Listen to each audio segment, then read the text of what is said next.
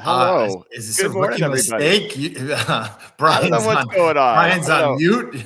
Yeah. Well, look, we're trying something new this week, and apparently it didn't work that well, at least to start with. Let's try that again. I'm Brian Nemhauser. Welcome to another episode of Hawk Blogger Mornings.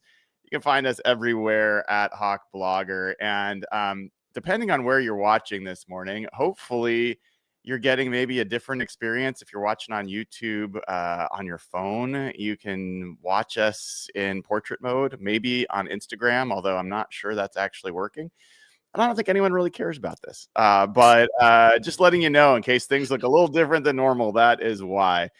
It's a pretty special Tuesday. Every Tuesday special now, as we get to hang out with Seahawks legend Matt Hasselbeck to kick off the day. And Matt, first of all, how are you doing? I'm doing great. Great weekend. We had a playoff bye. Got to go out to UCLA and see my son. They were playing Nebraska. Tough lost by 7. They're in a spiral, but the Rose Bowl is an incredible place to watch a game. LA is kind of fun for the weekend, and it was warm. I came back here. It was snowing in Tennessee, so we're in playoff mode, and we were definitely in the cold weather gear yesterday and today. It's that time. It's football weather though. Well, we are. There's a bunch of us excited to come your way in a couple weeks. While the weather is improving. Just so you know, it was 22 yesterday, 22 today. But this week I was just checking the weather for this weekend, and it's gonna be 72. So So make sure you check the weather before you pack when you come to Tennessee this time of year. Apparently, yeah, I've never been, so this is it's gonna Hydrate. be. It's going to be an experience. So there's a bunch to talk about. We'll talk a ton about Seahawks, Rams, all this stuff. I got to ask you a question just about Monday Night Football last night. As a guy that spent some time in Green Bay, and the Packers go in, they make a big splash trade to start the season. Everyone's like Super Bowl favorites, and that game last night, I don't know. What did you make of that game last night? Let me just ask you. Well, it's two good teams, so as a quarterback, you don't get too caught up in the wholeness of the game. You get caught up in kind of like, who am I playing? And so like, if you're Jordan Love, you're like, hey, I got Philly's defense. And if you're Jalen Hurts, you're like, all right, I got Jeff Hafley and the Green Bay Packers. They just added Micah Parsons, like you're saying. And so like, you're not going into that game being like, oh, this is an easy one. Like you're not. You're going to this one like, this is a tough game. And both offenses really kind of struggled. I mean, really, the Packers struggled a little bit more at the end, but there was a point in that game where it was late in the game and it was like 3-0. And neither offense was really all that impressive. So, no, I think that's a thing. I do think cold weather is a thing. Sometimes players who are really good players, they get a little soft in cold weather and they don't want it as much. They don't look like they're into it as much and they don't play as well. But, no, I think it's going to be a big overreaction a little bit today on Monday night. But the Packers will still be a playoff team. Mm-hmm. Just a matter of if they're going to win their division or not. And they probably won't, but you never know. And they'll be back in it, and they'll get another chance. And it's all about getting hot at the right time. You got to play your best football after Thanksgiving, is what Bill Belichick made famous. I would argue this year, the NFL took that slogan and said, okay, how can we make a monster game the week before Thanksgiving to get that mindset out there, to get out of your head? And, certainly in the case of the Seahawks, that's the case. You can't wait till after Thanksgiving to play your best football.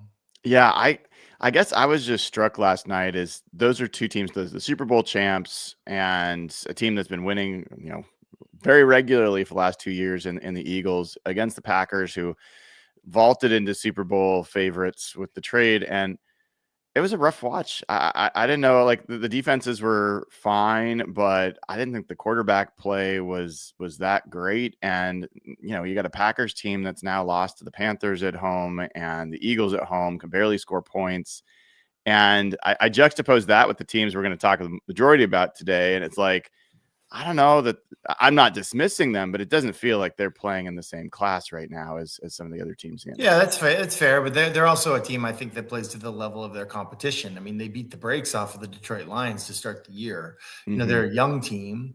And sometimes with young teams, like focus is a thing and like getting up for every game. It's not a college season, it's an NFL season. If you're going to hoist the Lombardi, you're playing like 20 games.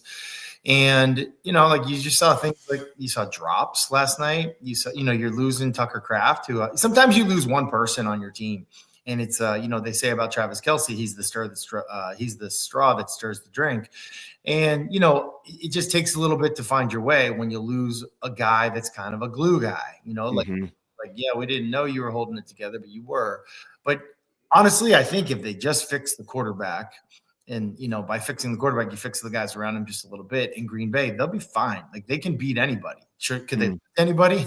Yes, but they could beat anybody. And, I think Philly's a pretty good team. Philly's a pretty good team. I think if the Green Bay Packers were super healthy last night, meaning, like obviously the big stars that you think about, but even if their kicker was just healthy, I mean, I played with Brandon McManus. That dude's got a leg. I mean, he was on our team when we had Pat McAfee and Adam Vinatieri, who also had great legs. And McManus was like, I mean, just as big, maybe even better. Just, like if he was healthy, they got a chance to be in that game. So I'm not going to like overreact on too much of it, but that was a big, big loss for the Packers last night because of what it meant, what it would have meant as a win. So, Matt, I know you've been traveling around the country watching, your family play football. I got to know, when you go to a tailgate or you're watching a football game, what's the first snack, food, whatever that you're looking for?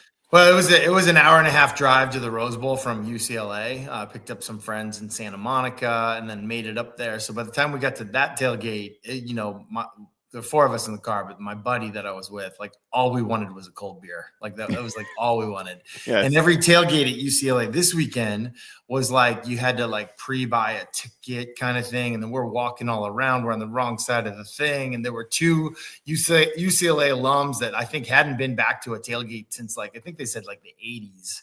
And they saw me and my buddy and they were like, hey, you want to do I don't know what they offered us. You want to do a shot of Crown or something like that? We were like, no, but we'll take a cold beer. And my friend will tell you that that beer was like the best. It was the best. And then we made some bad decisions after that in terms of like the kind of like the street meat hot dogs and the double cheeseburger with bacon. I really wish I would have not done that. That was a moment of weakness decision, but no, on a hot day, I mean, I just think, a cold beverage as you go into the game is sort of a favorite of mine. Second on the lips, lifetime on the hips. That is the NFL tailgate season. All right. So the Seahawks, man, they just keep doing it. What? It's like, listen, maybe it's the world I'm in. I think it's like high school football, like running clock at halftime. It's awesome. I mean, it's incredible. It's really fun to watch what they're doing. And, I feel like I've really felt like this would go their way. They're sending their team like struggling a little bit. Their quarterback, was he hurt? Was it more than just hurt? Like they're going to play Jacoby Brissett. I think game planning for a guy like Jacoby Brissett, no offense to him, is like a lot easier than game planning for a guy like Kyler Murray. And then they do some things that I think you can get tendencies on with their jumbo tight end guy that comes in. I think it's Beachum. It's like, it's not that we know what you're going to do. We know what you're not going to do. And I just thought the game plan was just incredible. And then they got the ball and it was great. The danger for me in that game was, I think it was even halftime or before halftime. What was the score? The score was like 38-7 at halftime. Yeah. And you know what that means, right? What does it mean? That was 38-7 when Dan Quinn left Jaden Daniels in the game, and then Jaden Daniels gets hurt. Yes, yes. It's different because you're winning and all that, but yes. I'm kind of saying like, hey, I'm looking ahead at that point. The players probably aren't, but I'm looking ahead. I'm like, you got a monster matchup coming up. You better get out of this game healthy. Take out whoever you get. Like JSN should not be in harm's way. Sam Darnold should not be in harm's way. Like that was me the rest of that game, because like the game's over at this point. Mm-hmm. Although they made it interesting at times. They did. How much do you make of what happened in the second half? I mean, there's a mindset out there is like, anything that happens in the second half of a 38-7 game, take it with a grain of salt. There's another is like, hey, Seahawks have been turning the ball over, and they turn the ball over more, and they can't be doing that. What's your kind of read on that? Yeah, I didn't like it. I didn't like it at all.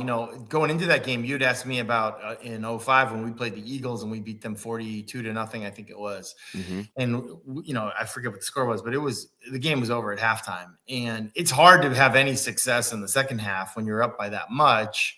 Especially it's hard when your defense scores a bunch of times. I think our defense scored 3 times in that game, and the defense scored twice in this game. But no, it's hard. But what's not hard is not turning the ball over when you're backed up. That's not hard. And so there were really, really bad mistakes. So the wholeness of the game is great. But if you slice and dice different situational football things, for whatever reason, for the last 2 years now, the Seahawks have been one of the worst teams in football inside their 10-yard line backed up.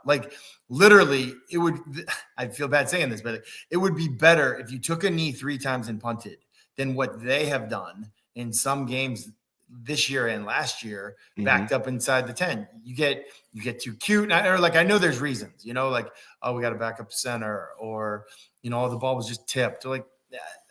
I'm sorry, this is professional football. I wouldn't put up with it at the high school level. So we're not going to put it up with it, at that level. And you're talking about hoisting a Lombardi. You got to get that stuff fixed.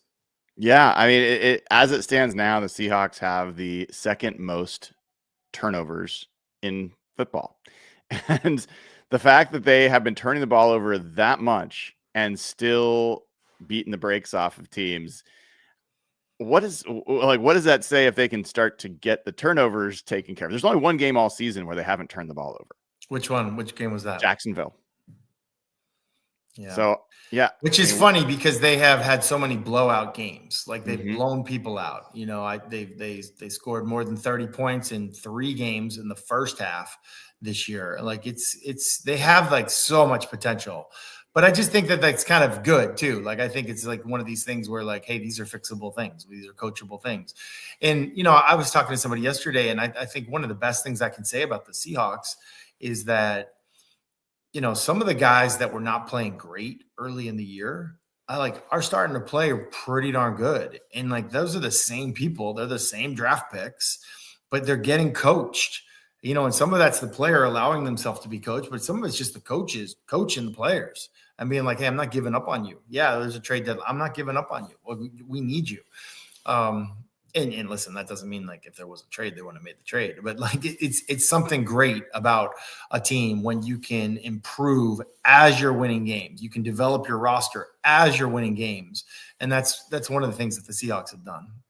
How hard is it when you have a center change? How much of a difference is it when someone's snapping versus somebody else? It can be a huge thing. And, in shotgun, I equate it to if you were a baseball pitcher and your catcher, you expect your catcher to just throw the ball back to you right in your glove every time because you got to worry about pitching. But if it's an adventure, every single time, the catcher throws the ball back to you and it's oh, it's over here. Oh, it's over there. Oh, it's over here. And then I got to go pitch. No, it's the end of the world, but it's super annoying. It gets you out of your rhythm. It's just it's not great. And that's what it can be in the shotgun. Pretty easy to see. Even I think on one of the touchdowns, I forget which one it was, maybe the Helani touchdown, the ball was kind of it was not on point. Under center, it's no different. Sometimes it hits you in the right spot. Sometimes it doesn't. It throws you in the rhythm, throws you out of rhythm. So it's an important thing. But I also think it's a lame excuse because that people get hurt and you got to be ready with your backup. And so the easy thing to do is to never rep it with your backup. So, or never make your backup put the ball right here for the pitcher, so to speak. So, I say that, and we're dealing with the exact same thing right now. I mean, we got, snaps going over people's heads. But it's a challenge. And I think it's one of the things that, I respect about a guy who has a great game when he's playing with the backup center. It is tougher. Well, there's one thing I wanted to play for you, and I want to get your response. So this is Leonard Williams on with Rich Eisen, and this is him talking about Mike Macdonald and what's kind of his superpower. And here's what Leonard Williams said. He's a smart coach. He knows what he's doing. He puts his players in position to win. And he also coaches all of us differently. He knows that we all have different strengths, different weaknesses. He's not going to expect one person to do something the exact same way as the next guy. And he allows like a good blend of it being like, his principles and the way that he wants things, but also allowing the players to have a role and take the keys of the team as well. And, we have a big, back and forth with the coaches and players that creates a more symbiotic type of situation. Thoughts about that? Yeah, I mean, he nails it, really, working backwards there from what he said. It's like he's given the keys of this team, like the mottos to the players, I don't know how much of this is public knowledge, but like a lot of times when a coach comes in, he has his slogans. He puts them on the wall, puts them on a T-shirt, puts it in your playbook. All the stuff. Always compete, win forever. Whatever the stuff is. And every coach does that. What Mike has done is he's basically said, "Hey, who am I? This is your team. Like, what do you want to be about? What's your slogan? You tell your story. And I'm going to create space for you guys to come together as players." And what are we going to be? And then here comes this mob mentality, the acronym, mission over whatever, BS, yes, yeah. So that's ours. Now it's not like some T-shirt that some, middle-aged man threw on me, if I'm a 20-something-year-old dude, no, this is our team. This is our slogan. We're going to make it right. It's our idea. And, I think it's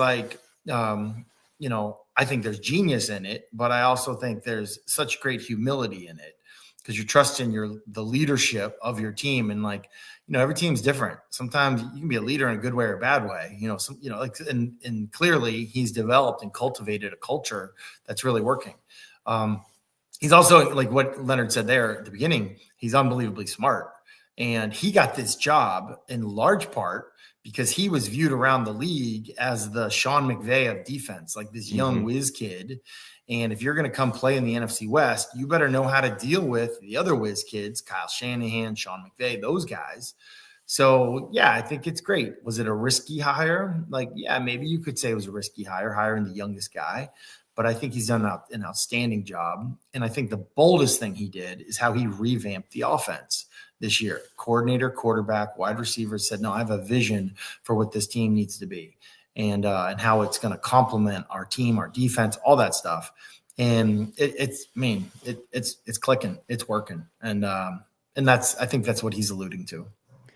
We got to turn our attention to this battle of the Titans, this Colossus versus Colossus coming up this week when the Rams face the Seahawks down in LA.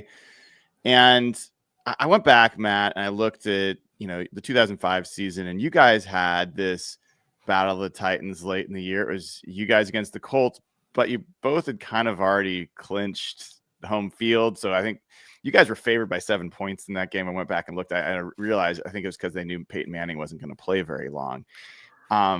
Yeah, I think there were a couple things going on. I could be mistaken, but that might have been the year that Tony Dungy's son had passed away also. Peyton Manning. I mean, the Colts were the team in the AFC. They were when they didn't make it to the Super Bowl in Detroit that year, it was shocking. I mean, their defense was amazing.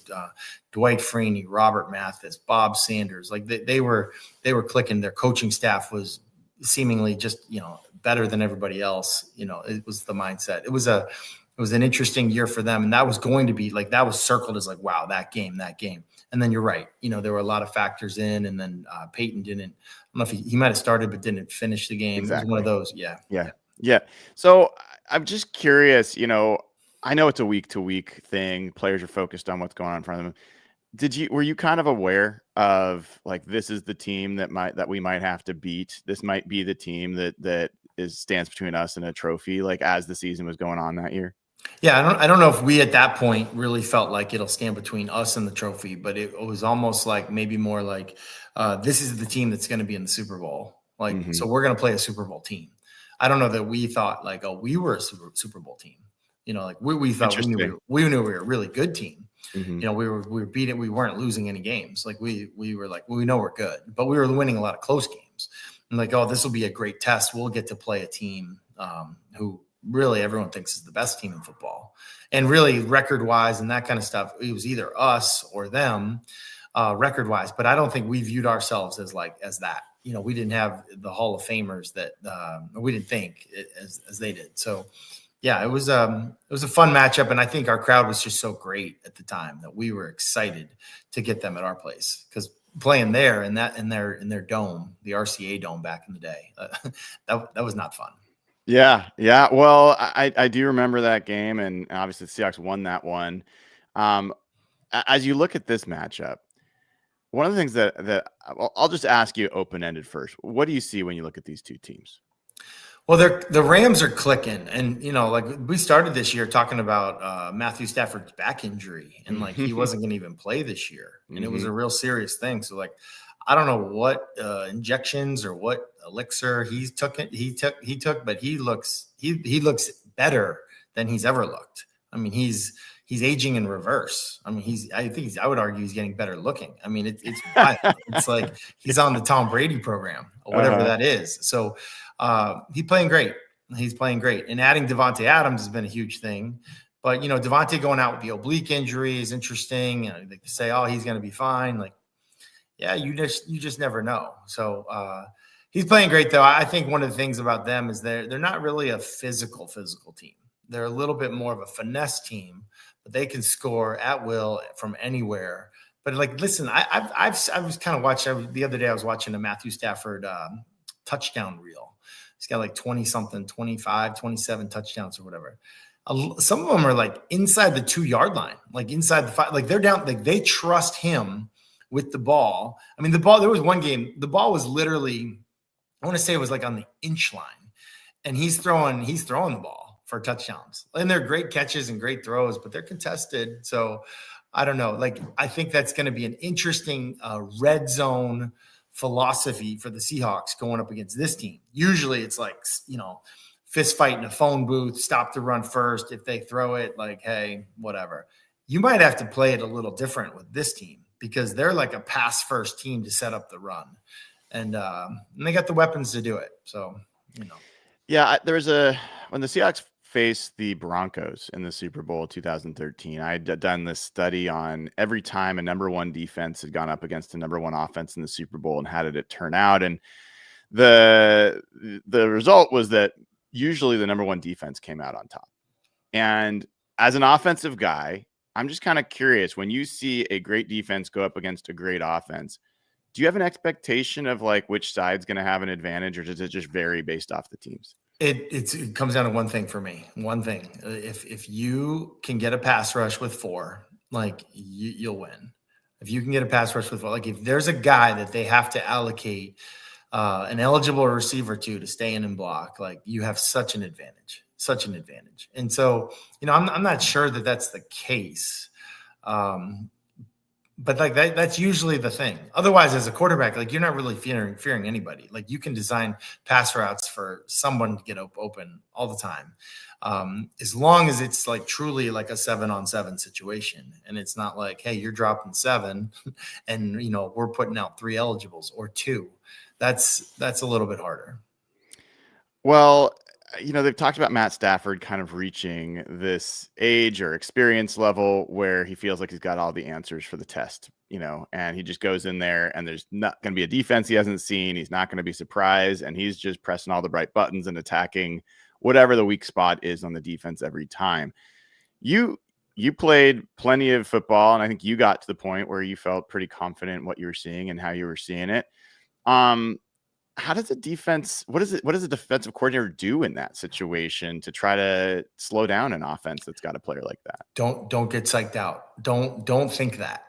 Like I heard so many, like after the game, even, I was 40 years old starting games for the Colts, and like defensive coordinators would come over to me and be like, oh man, can't blitz you. You didn't, you've seen everything. You knew it was coming. Like, yeah, I knew it was coming. I didn't want it to come though. Like it was like, I'm glad you think that. I mean, people stop blitzing Tom Brady. Same thing. They stopped blitzing Peyton Manning after a while. Like they were just like, oh, he's going to audible and he's going to expose me. Like they think what they know.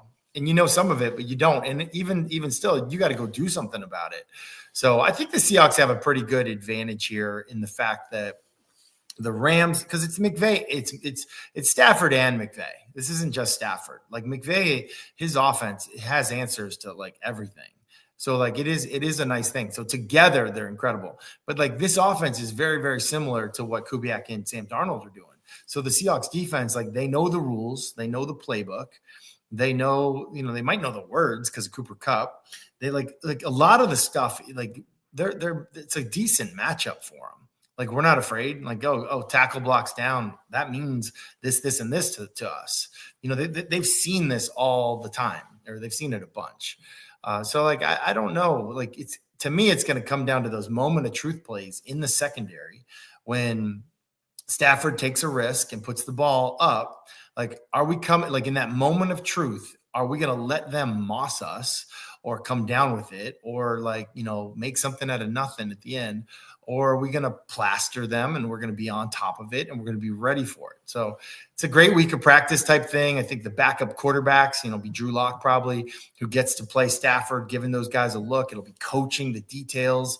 There's a lot of tape on Stafford. You know exactly what he's going to do when he boots to his left. Like everything's in play.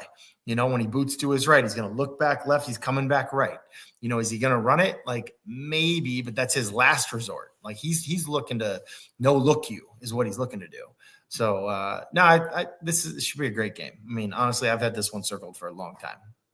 Yeah, and there's going to be a ton of focus on the Rams offense, McVay versus Macdonald, right? That's kind of the main event. But the undercard's pretty interesting too. You've got Kubiak going against Chris Shula. Both of those guys will probably be up for assistant coach of the year in terms of what they're doing on their sides of the ball.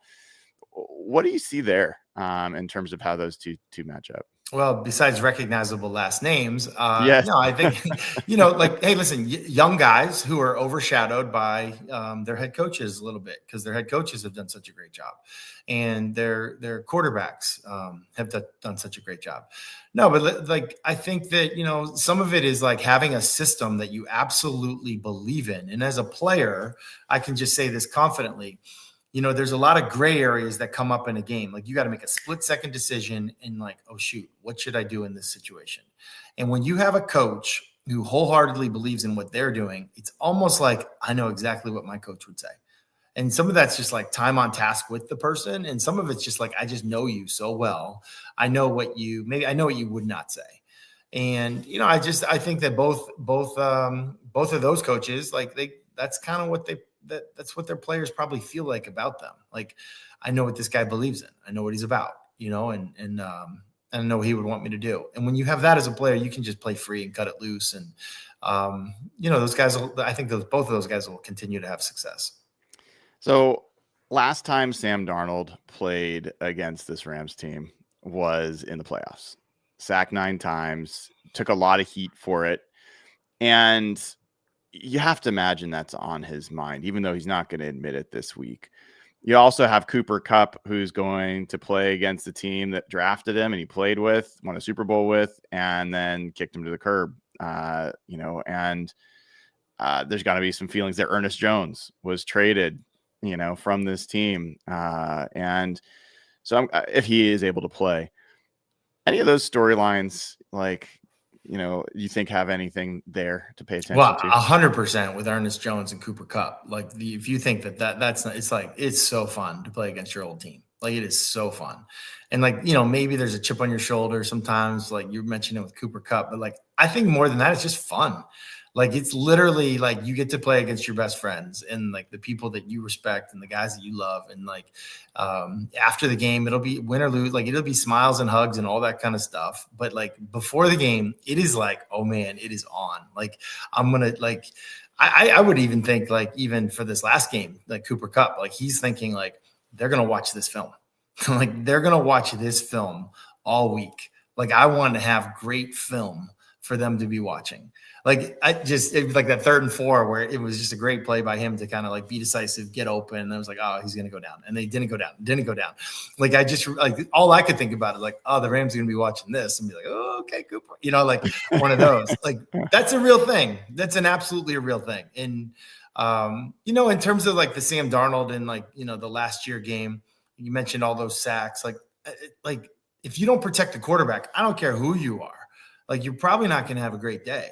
And then, unless you're like Lamar Jackson and you do some all-world stuff, like even him, like, his team was like 0 whatever this year because he was getting sacked too much. So it all starts with protection for me and having a plan on how you're going to get it. The Seahawks are getting there mostly with play action pass under center and that kind of stuff, but also gun, empty, one back in the backfield, shotgun, like they're creative. They're changing the launch point. They're creative in terms of like how they're going to get him that pass pro. And so I don't think they're going to have the problems that he had at the end of the year last year. And I think he'll be, who he's been. Well, do me a solid if you can, Matt.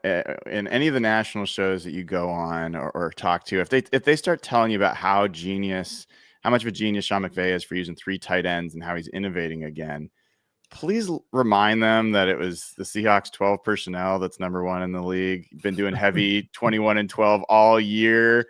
Number 1 explosive passing game in the NFL. Sean McVay did not invent this. Like, let's slow down and sometimes like you get all this credit for going like, I think they're using 13 personnel, right? 1 back, 3 tight ends. So, but like, it's not because you thought it was a good idea. Everyone was hurt.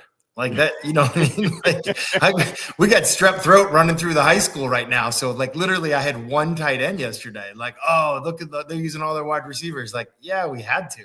We're using extra linemen because we had to. Brian Daboll did that in New York when they were having success a couple of years ago. I think they were 2-8, but they won their first 2 or something like that.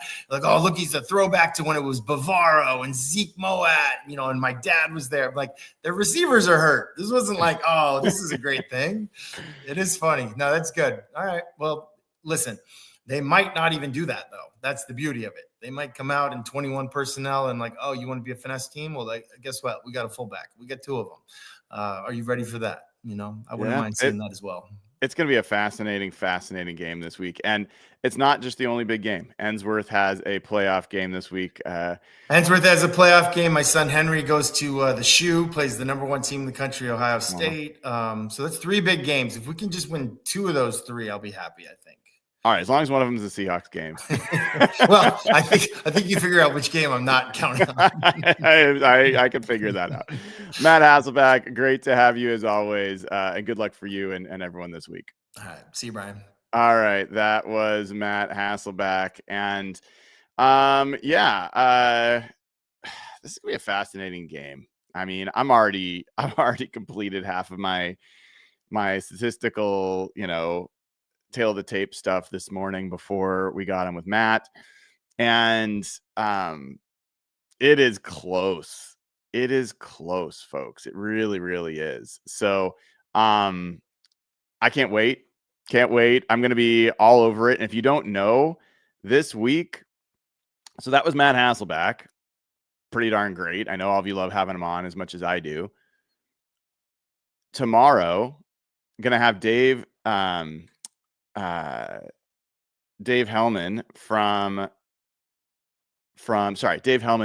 the Athletic Football Show is going to be on with me. Then we're going to have Real Hawk Talk, Evan and Jeff tomorrow night.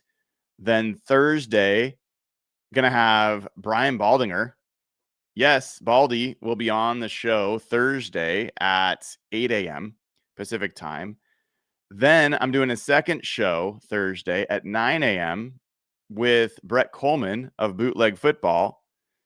And then Friday, we are going to have Dave Bowling and Mike Sando on for our weekly Friday. And then we are going to have Jeff Simmons for our Saturday show, although I will be traveling at some point Saturday. So we'll have to figure out Seahawks Saturday this week. But it's going to be like we're not taking a day off. We're not taking a minute off. And we've got all sorts of stuff coming up. Obviously, we'll have press conference coverage and injury reports will come out and all that stuff. So, don't go anywhere. Don't go anywhere.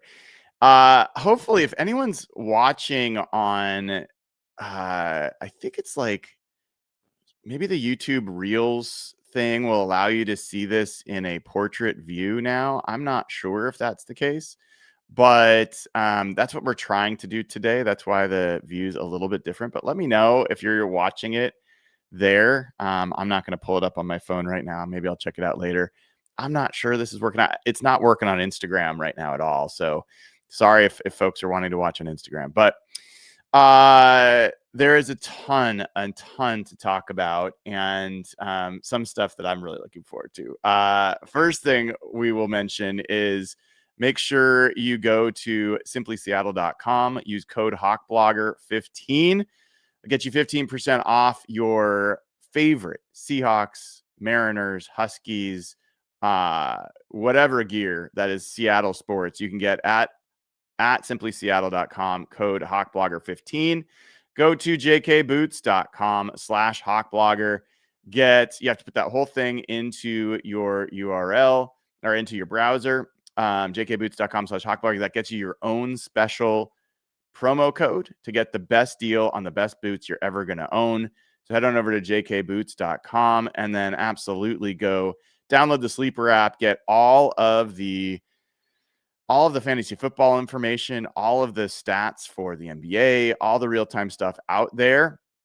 And for a limited time, you can get $20 without making a deposit over at the Sleeper app. But if you use code HAWKS, you can also get up to a $100 match on your first deposit. Terms and conditions apply. See Sleeper's terms of use for details. Currently operational in over 25 states. Check out Sleeper today. All right. So where do we go next? I think we've got one super chat, so let's get that up and discussed. The Cats in the Hat asked, is there a price where you'd re-sign K9, a price you'd pay for him? And I still think his ceiling hasn't been reached, and I'd hate to see him go crazy on another team. I don't know. I'm not sure I'm ready for the what to do with the running back room question yet. I am enjoying the fact that the Seahawks have a full stable of quality running backs with K9 and Zach Charbonnet and George Halani. And I think even Kenny McIntosh, when he recovers from his surgery that he's having this year. And I like Jacardier Wright. Like, they've got a lot of decent players in that room. And I still believe, I know everyone's like K9 is slowed down. I don't really see it as much, but sure, fine. I still think K9 is the most threatening back that they've got. I think we finally saw this past week the vision for how these running backs can complement each other. Zach Charbonnet bowling over guys, actually making some really nice jump cuts and being explosive. He had his most missed tackles forced in this game. He had 5 missed tackles forced in this game. K9 getting to the edge, threatening the edge, making it hard on those players, and being explosive as well. So I don't know. I would not rule out the Seahawks signing Kenneth Walker next year.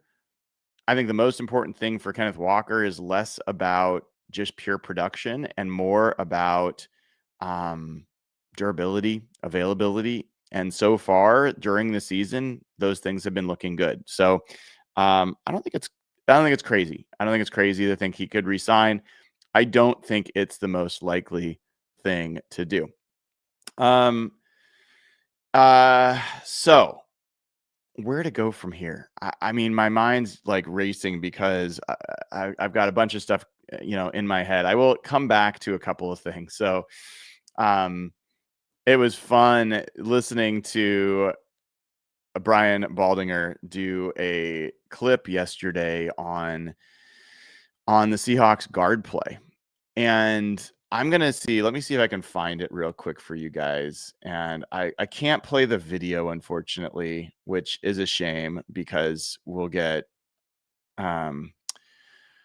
will get a copyright ding, but I can play the sound for you. All right. And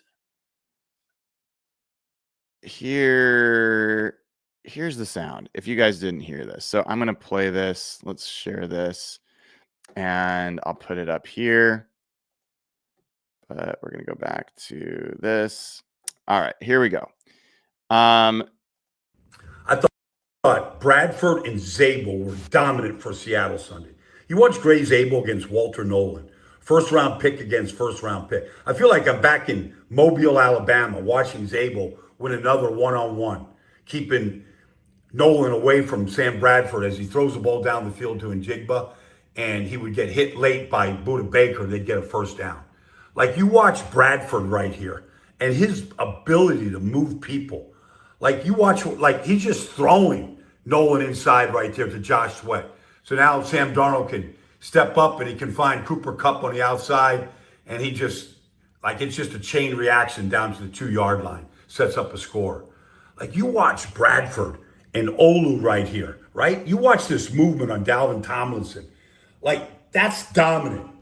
Olu's just sitting on him like it's like Monday Night Raw. And here comes Charbonnet just over the top into the end zone. Like, it's just one dominant play after another. Watch Bradford and Big Abe get busy right here. Like, bam. A.J. Barner, like Olu. Like, they're just, and there goes Canine, right? I mean, just popping one run after another. It was impressive. You have to watch what he does to Nolan here. Watch Bradford right here. Watch him. He take him for an Uber ride. Like, look at this movement. Olu right here. Right, Zabel. And there goes Canine. And then this, okay? Like, after a turnover and all that kind of nonsense that was going on, they just ran the ball right at the Cardinals here. Robbie, like, on the full right here. Look at Bradford. Here comes Charbonnet. And there's Zabel. Look at Zabel, just staying attached. And there goes Charbonnet, like popping that run, 30 yards. I mean, they dominated the interior of this offensive game right here for Seattle.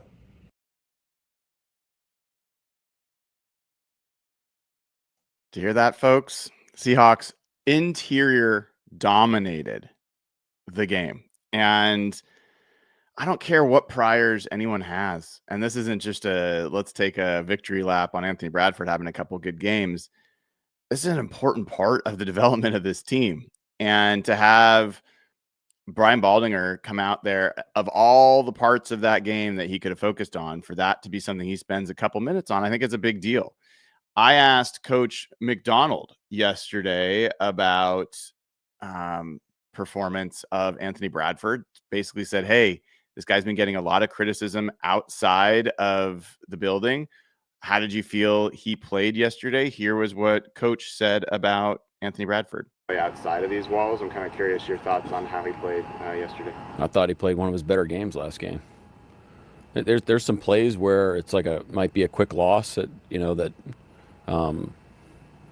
but that happens. That happens in football, But he's protecting well, and when he gets his hands on people, he's moving them and he's finishing blocks, and that's what we're asking our guys to do. There's always room for improvement.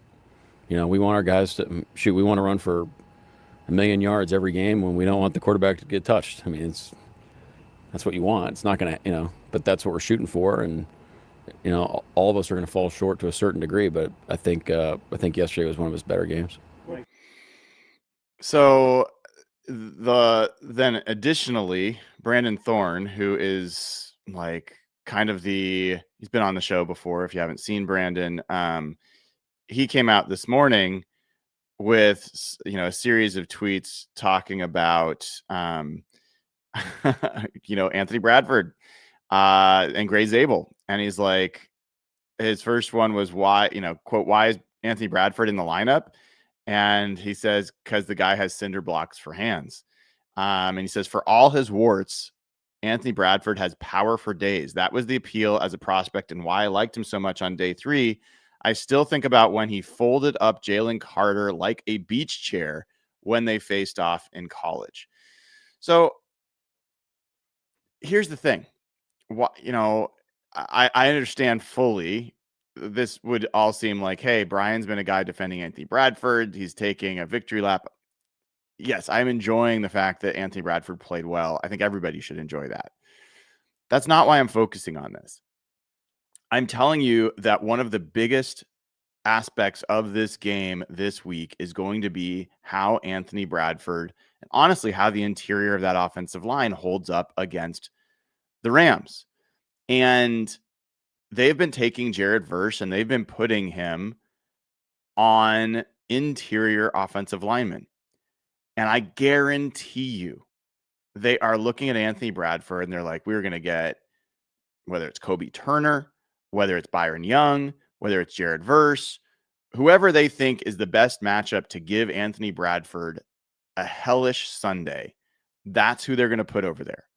And for as much as I'm excited about the way that he's played the last couple of weeks, it has not changed that he struggles in pass protection and that he can get beat quickly, as Mike Macdonald said. And the fact of the matter is the Rams have some guys that can make that can really exploit that. At the same time, other teams have had that too. Like it was the Arizona Cardinals that he played against where he had a 0.0 pass block grade and that low light film came out that went super viral. And then it was the same Arizona team, actually a better Arizona team on the defensive line that they played yesterday. And Bradford had one of his best days in pass pro. So I think that the way that interior offensive line for the Seahawks plays is going to be one of the things that's a deciding factor in this game. And I will give you a sneak peek of what I'm finding in tail of the tape. It's going to be these little edges that decide this game. These teams are very evenly matched up. They have a lot of really clear strengths. They don't have a lot of clear weaknesses. And if you watch Matt Stafford play right now, it's not necessarily like, I don't think it's that impressive in the sense that it's not like there's all these highlight plays. He does his no-look passes. Those are really amazing, but it's just complete command. He is making the right decision, the right read, the right throw over and over and over and over and over again.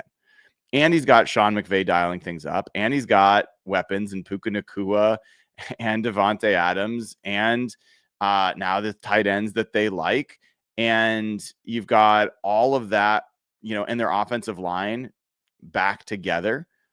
And I think they're just playing at a really high level on offense, and they're not going to beat themselves in general. Matt Stafford will throw 1 to 2 passes a game that are ones that you can pick off. He threw one against the 49ers toward the end of the first half, was right in Renardo Green's hands. He dropped it. Seahawks have dropped a lot of interceptions this year. I don't know if they can afford to drop one of the few mistakes Matt Stafford will make on Sunday. He will probably make 99.9% of the right reads and the right throws. And if you're not ready for that 0.01% mistake, that could be the difference. On the other side, the Rams force a lot of turnovers. I think they're 5th in the NFL in turnovers forced. Nate Landman has kind of perfected the peanut punch, forcing fumbles. I think he forced at least one against the 49ers. And technically you say he forced 2. Christian McCaffrey, the ball never hit the ground, but Christian McCaffrey lost control and then regained control. And the Seahawks are second to last in the NFL in giveaways. So if the Seahawks, this is not a game where you can have 3 turnovers and expect to still win. Like, I don't think that you are that much better than the Rams the way you were that much better than the Texans or that much better than the Cardinals. And that's going to be it's got to be an emphasis point for the Seahawks. I'm certainly going to ask the guys about it this week, but it's a huge factor in this one. And yeah, I think I'm just going to boot this guy because it doesn't seem like there's a lot of worthwhile conversation going on there. Sorry. I don't mind Rams fans being in here, but don't need that kind of energy. So I think that this is a game where Sam Darnold, there's been some front and center moments for him already this season. I thought the first game of the season was a front and center moment and generally went well, but in the ultimate final moment, lost a football and lost the game. I thought that the Arizona Cardinals game on Thursday Night Football in prime time was a front and center moment for Sam Darnold, and he was great in that game and ultimately won them that game. I think he gained some credibility. There was a front and center moment against Baker Mayfield and the Tampa Bay Bucks when Baker was the MVP favorite and they came to town. Generally, Sam Darnold was great in that moment. He did at the very end throw a ball off a helmet and turned into an interception. So somewhat of a mixed bag, but generally pretty positive. I thought that the game against Commanders, primetime game, Sunday Night Football, front and center, he was unbelievable in that game. And now you are going to have what is your next front and center moment for Sam Darnold. And he's not going to admit that he's thinking about what happened last year. That game against the Rams cost him millions and millions of dollars, nights of sleep, respect, like all sorts of things. And Chris Shula, Sean McVay, they came in with the plan that embarrassed the Vikings, embarrassed Kevin O'Connell, embarrassed that offensive line, and embarrassed Sam Darnold. There's no other way around it. It was an embarrassing outcome for the Vikings. And they're going to play this team at least twice the rest of this year and potentially 3 times. And based on everything I'm seeing, these are the 2 best teams in football. I don't think it's that close. I think these 2 teams are by far the most complete. They have played the most competitive football minute to minute, let alone game to game. They play it on both sides of the ball, and they're really, really well coached. And so the opportunity here for Sam Darnold, the story is going to write itself, but he's got his hand on the pen, on the quill right now. And if he can go in there and author a good game against this Rams defense, it changes the whole story. It just does. And I think most people are waiting for him to have the, oops, there's the Sam Darnold, can't win the big game moment. If he goes in there and they win, it's going to, there's really not going to be many things left that people can say, well, they'll say he hasn't done it in the playoffs. Okay, we'll see about that. But this is just a huge, huge moment in that regard. The other person who I'd say this is a really big moment for is Mike Macdonald. Mike Macdonald, in a private moment, would tell you that Sean McVay has given him some challenges over the years, right? Like his last year in Baltimore, when they had the number 1 defense in football, it was Sean McVay who came in and gave them everything they could handle. This was back in 2023 when the Rams came into Baltimore and put up 31 points and 410 yards. And that was a defense that had basically nobody else had really done that against Mike Macdonald's defense. And then last year, at this point last year, it's amazing. Through 9 weeks, the Seahawks were 4-5 because they were coming off an overtime loss to Sean McVay, Matt Stafford, and the Rams. That game decided the division.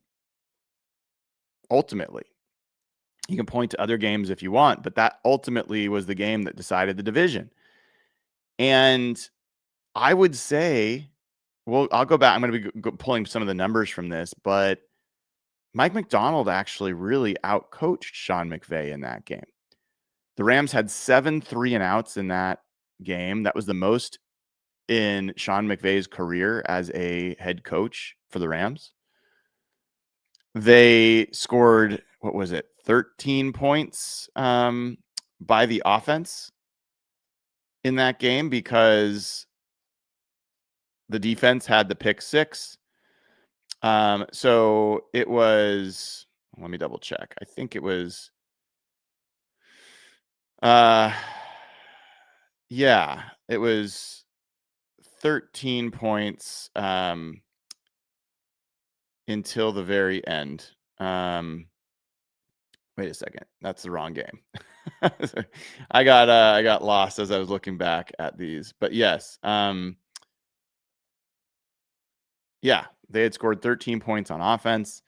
Matt Stafford in that game was 25 of 44. And before overtime, where he got most of his yards and his completions, he was, I think, under 50% completion. It was really bad. Puka Nacua got thrown out of that game, throwing a punch at Reek Woolen at the end of the first half. So I would look at that game as Mike Macdonald actually has shown that he can frustrate Sean McVay. By the way, the Rams were 3 of 13 on third down in that game. So point being that the narrative there is Sean McVay is the genius, best coach in the NFL. Everyone is just lathered up about him. Mike Macdonald is young and cool and interesting, but they have not yet been able to really believe in him against a coach like McVay. So we're going to see. We're going to see this week how that storyline gets played out. If I just sit back and I look at this based on what I've seen from the Rams, what I've seen from the Seahawks, this is going to be a situation where the Seahawks defensive line is, I think they are the best unit on the field. And that's even without Jarran Reed. I also think that the Rams have an advantage at quarterback, but I don't think it's as great as people think. I think the Seahawks passing game against the Rams secondary, as good as the Rams secondary has been, I think the Seahawks have a bigger advantage throwing the ball against the Rams secondary than the Rams do against the Seahawks secondary. And honestly, that's even with all the injuries. I don't know if Ernest Jones is going to play in this game. I assume Josh Job's going to play. But the way that Tariq Woolen's playing, the way that Devin Witherspoon's playing, Nicky Manwari, Josh Jobe, I don't think the Rams are going to face a better secondary than the one they're going to face on Sunday. I like the fact that the Seahawks have started to show some ability to run the ball. The Rams are not an easy team to run the ball against. They're especially good in defending outside zone. And I do want to see how the Seahawks kind of hold up in the run game, and can they make some hay in between the tackles? And that's where the interior line again is really important. Old friend Poona Ford's going to be sitting there in the middle. Can you move him? And one of the things that was interesting and surprising to me is I've got so much respect for the Rams pass rush that I just kind of assumed it had been dominant. And one of the things that's happened that I'll show this more in tail of the tape, but that is a little bit surprising, is that the Rams pressure rates kind of dropped lately. So I'll pull this up, make sure I've got this right. Okay. So the Rams pressure rate in weeks 1 through 4, 41.2%, 41.5%, 48.6, 48.6. That's a lot. That's a high pressure rate. That's number 1 in the NFL kind of pressure rate. Then it goes down to 24%. Then it goes back to 40%. So, okay, 40% and greater is a very good pressure rate. The last 3 weeks, they have gone to 33.3, 26.9, and 23.1. And if you watch the Rams against the 49ers this weekend, there was no pass pressure. And the 49ers offensive line is okay. It's fine. But this is the team that the Seahawks had the highest pressure rate against in Brock Purdy's career in week 1. I don't know what's going on there. I'm going to have some more research to do, but the Rams pass rush has fallen off a little bit. It doesn't mean that I think you can just relax because they've got just a ton of talent, but it's not the same, at least lately, as what it was to start the year. You have Byron Young with 9 sacks. He's just having a crazy year. Jared Verse has 4 sacks, and then it falls off after that. Kobe Turner has 1.5 sacks. Braden Fisk has 1 sack. Byron Young has not had a sack in the last 2 weeks. So he had those 9 sacks in their first 7 games, but has not had one in the last couple. So I am kind of curious about that and why that's happening and what's going to go on there. Because if the Rams are not able to pressure Sam Darnold, I mean, this was the 9 sack game, right? Then I think they're going to be in trouble. I also think that the Seahawks are a team that matches up well against a 3 tight end look if the Rams decide to do that. I think that the Rams like to throw a lot of balls up for grabs. Terrence Ferguson, a tight end, rookie tight end, is a guy that Matt Stafford will give a chance to go up and get the ball. Devontae Adams, they certainly will. Puka Nacua, they obviously will. And so this is a game where making plays on the ball in the air, high pointing the ball, is going to matter. And I think it's pretty good news that Riq Woolen has looked so much more comfortable in those situations than he has in the beginning of the year. So lots of stuff to go on and talk about there, but we'll get into more of this. I'm going to be working on Tail of the Tape today. Look for that hopefully to drop tonight on hawkblogger.com. We will have our first look episode tomorrow morning with Dave Hellman of the Athletic Football Show. It'd be great to talk about this game with him. As I said, we'll have Real Hawk Talk tomorrow night, 6 o'clock Pacific time, with Evan Hill and Jeff Simmons.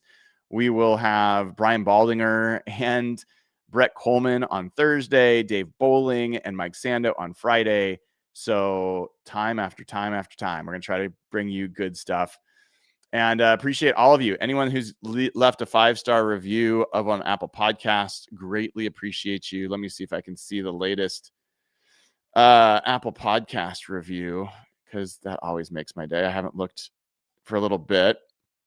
All right. Looks like no new reviews for like 4 days. I would greatly appreciate if someone would leave a 5-star review at Apple Podcast. That would be great. Thank you. And Spotify as well, or wherever you get your podcasts. All right, everybody. Until next time, that'll do it for this episode of Hawk Blogger Mornings. Have a great rest of your Tuesday.